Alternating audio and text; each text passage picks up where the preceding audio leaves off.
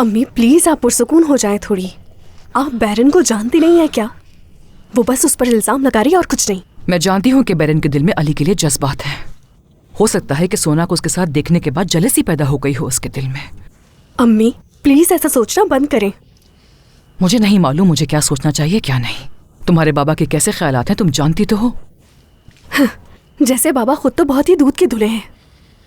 तूबा, खबरदार, तुम दोबारा अपने बाबा के बारे में ऐसी बातें हरगिज़ नहीं करोगी। क्या हो रहा है? नहीं बेटा, कुछ नहीं हुआ। बिल्कुल हुआ है। उस नसरीन के तमाशे फिर से शुरू हो गए हैं।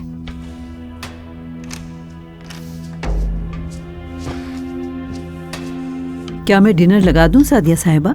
मेरा नहीं ख्याल कि आज जो कुछ भी इस घर में हुआ है उसके बाद किसी का भी खाने का दिल चाहेगा। मरियम, कोई बताएगा क्या हुआ यहाँ?